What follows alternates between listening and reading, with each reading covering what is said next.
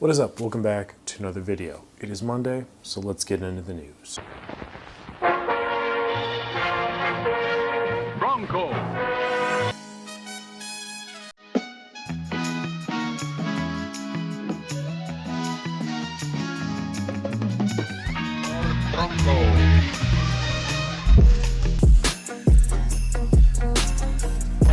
Smooth as silk Bronco. Built for fun Bronco.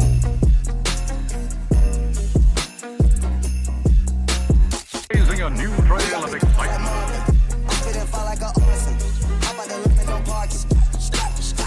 You talking about gas, we up in the forest.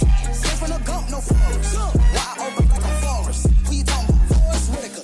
Now you may remember from last week, but that is the new intro video for the news, giving that shout out to the members. Remember, if you join the channel, you get access to exclusive content, early access to other content, as well as a shout out in the news segment. Also, I've put up a new poll for the members to vote on upcoming projects for the end of the month. So feel free to join the channel to vote on that. Like the video, subscribe. I appreciate that support all the same. You may have checked out my video that I posted a few days ago, kind of spoiling the big news story here, which is that TKO has decided to leave Ricoh and Pentax putting a pause on their film camera productions. I talked about that a lot already, so I won't get into it too much, but I did also put a poll out on Threads just to kind of see how people were feeling. 57 people voted, and of those 57 people, 56% were bummed, 40% meh, and 4% were other. Now, other is a very nebulous thing, but it felt kind of weird just to have bummed or meh, so I thought maybe like a third option. But the general consensus from the comments on that post, as well as the comments from the video, was that there was a lot of apathy towards the Pentax 17 overall. Concern was more or less for the Pentax film projects in totality. But if at the end of the day it's not economically viable for them to pursue future film cameras, I highly doubt that they are going to be returning to that field, which is unfortunate, which I hope isn't the case, but again, time will tell. But if you want more information on that, feel free to check out the video. I will link it up here. I don't want to belabor the point too much because again, I already did a full 10-minute video. So we're going to break into the rest of the news because there's still quite a bit to talk about, including an upcoming camera project. Now I'm including this because I find it to be very interesting. The Kickstarter is going to be launching potentially early summer 2025, so a few months from now. And it looks to be kind of like a low rent version of the Leica digital camera series. And by low rent, I mean both in quality of construction and in quality of image. The idea is interesting though because it's a very film-like experience for digital photographers. I think my interest will be kind of determined on how much it costs. Definitely not going to be a product for everybody, but it is a project that I will be keeping my eye on in case for whatever reason you might be interested in it. I believe the manufacturer is Echo Lens. So as more information comes out about that, I will keep you guys clued in. ORWO Net AG, which is not ORWO Filmotech InnoVisCode ORWO. It's a separate variation of ORWO that I think has ownership of the brand and ownership of other things.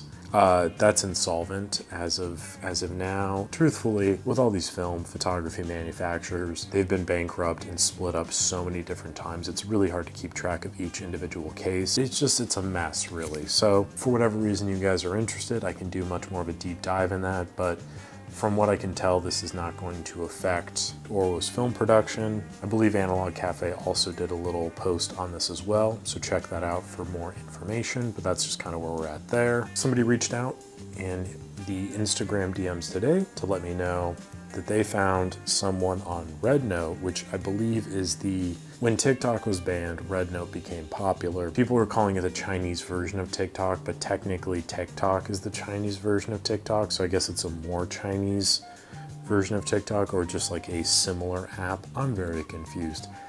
Anyway, RedNote, somebody was posting on there. Individual producer appears of Peel Apart instant film. I asked the person to include images, like screenshots, send them over. I appreciate you very much, sir, for doing so. I will include those here with hopefully some more information, more details and check it out if you're curious. All right, and now we get into the real meat of things of the news here. Unfortunately, this is not the Big Short. I do not have access to Margot Robbie to cut to deliver all of this really fascinating information, so you'll just have to deal with me. But this is the Kodak Pension Plan thing, okay? I did a lot of digging on this and ultimately came up with things that made me more confused and made my head ache even more. But I'm hopefully going to be able to condense this into information that will make sense to you or not. So let's get into it. As you may know, last week it was announced, kind of reminded announcement, that Kodak was going to be looking to cancel its pension plan as of today, March 31st. So as far as I know, the information that I was seeing was from a few months ago when they were initially discussing it in November and December. And then the next time at which it was discussed was the end of January when the board agreed to move on with that project.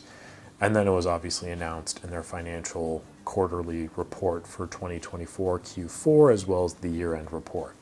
So here are some of the rough numbers. Now, the idea behind selling this is to lower the excise tax that Kodak has to pay.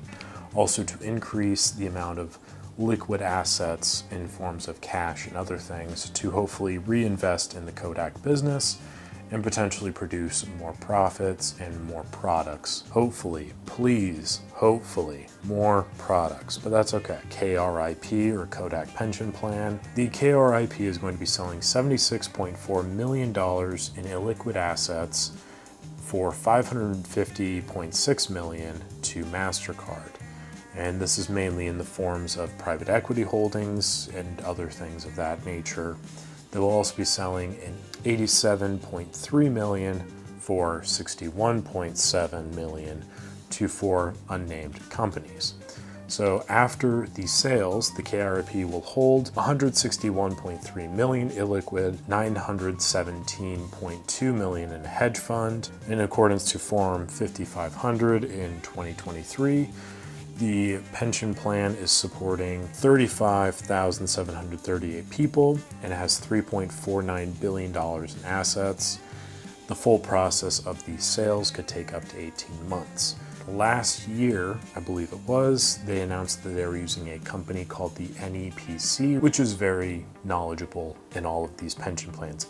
I can assure you much more than I am. The retirees that are on the pension plan will receive an annuity, which means just like monthly payments and stuff like that. And current employees will receive a lump sum option or an annuity when they retire. Truthfully, I don't know the tax implications of all of this. That would be the bit where I'd be like, now to Margot Robbie, but again, she was busy today for whatever reason. So there's probably a lot more to that, but this is not a financial advice channel. This is just, I have a legal notepad and blue pen, so this is what we have. If they lower their excise tax and increase their operational profit, then they can produce more things, have more money, dollar sign go up, which the last few years, money dollar sign go down for Kodak.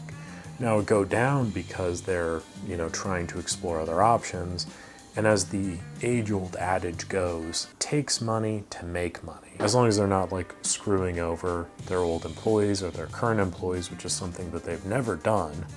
Now there was a question that I believe somebody commented where they were curious if Kodak Alaris owned the pension plan. If I remember correctly, Kingswood Capital bought Kodak Alaris from the British pension plan or something like that. There was like a British variation of a pension organization that previously owned Kodak Alaris. Kingswood Capital bought Kodak Alaris from them, or acquired Kodak Alaris from the pension thing.